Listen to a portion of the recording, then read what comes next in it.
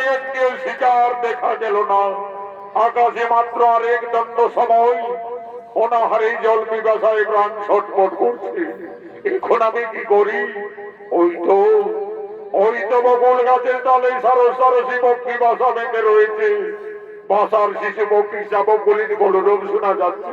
হ্যাঁ, আজ আমি তীর মেরে ওই বাসার পক্ষী শাবকদের হত্যা করে আগুনে ঝুলছে পড়ে খাবো।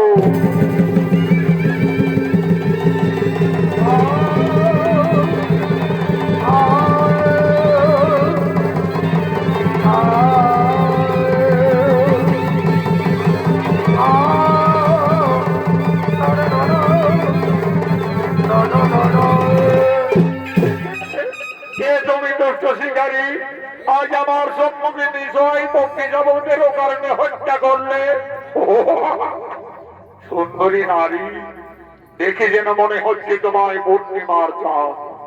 আজ সারা জঙ্গলে ঘুরে ঘুরে কোথাও কোনো শিকার পাইনি, তাই এই বাসার শিশু পক্ষীদের উত্তরে আমি হত্যা করেছি। ওই দুষ্ট শিকারী একটি নয়, দুটি নয়, পরপর 7-7টি পক্ষী শাবককে হত্যা করলি। এটা তোর পাপ হলো না? পাপ। শিকারীর স্বভাব শিকার করা। আমি পাপ পুণ্য জানি না, বুঝি না। ওই দুষ্ট শিকারী, আমায় অবজ্ঞা করে এই জঙ্গলে চিনতে পারলি না? আমার সম্মুখে নিশ্চয় শিশু পক্ষী শাবকদের অকারণে হত্যা করলি। সন্তান হারা, কত জ্বালা, কত বেদনা। আমি তোমায় অভিশাপ দিয়ে যাচ্ছি। কলিযুগে তো অভিশাপ পুত্র হারা, এই ধরে আমি দিলাম অভিশাপ।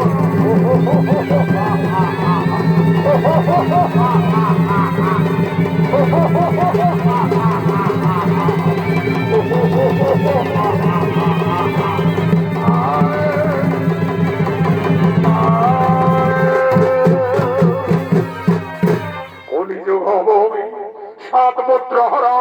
কে কে সেই জঙ্গলে সুন্দরী রূপসী নারী কোথায় অদৃশ্য হলো? প্রভু বড় দয়াময়, আমার বড় দয়াময়, তুমি জীবের পালন কর্তা, করুণার বই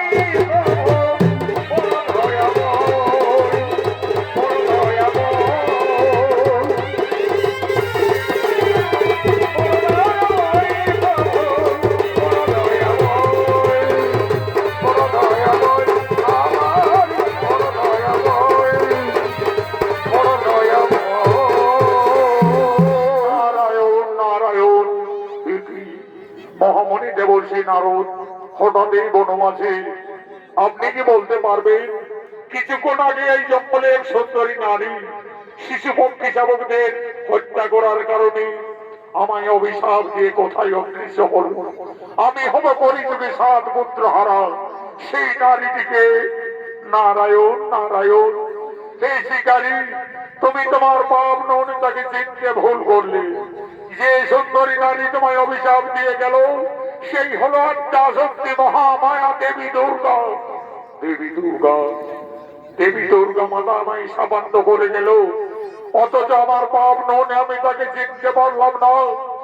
যার জন্য মানবী কিন্নরী যুগ যুগ তপস্যা করে দর্শন পাই না, সেই মমতাময়ী দেবী দুর্গা এই জঙ্গলে আমায় স্বেচ্ছায় দেখা দিয়েছিল। এই যে দেবী দুর্গার অভিশাপ, মহামণি আপনি কি বলতে পারবেন মাতৃ অভিশাপ থেকে আমি কিভাবে মুক্তি পেতে পারি? নারায়ণ নারায়ণ। দেবী দেবতাদের অভিশাপ না হয় খণ্ডন, কলিযুগে তোমায় 7 পুত্র হারা হতেই হবে। তবে বনের পশু পক্ষীকে হত্যা করে দেবী তোমায় অভিশাপ দিয়েছে, তাই আমার আদেশে এই বনের সমস্ত পশু পক্ষীদের নিজ সন্তানের ন্যায় লালন পালন করতে হবে। বলো পারবে তো? নিশ্চয়ই পারবো, নিশ্চয়ই মহামণি, আমি তাই করব। আজ থেকে আমার এই হাতের ধন্যবাদ রেখে এই সমস্ত পশু পক্ষীদের আমি নিজেও সন্তানের ন্যায় লালন পালন শুরু করব। তাই আর তুমি শিকারী নাও, তোমার নতুন নামে আমি অভিহিত করলাম। তুমি হবে পশুপক্ষীর সখা, মহাত্মা পশু সখা ঋষি।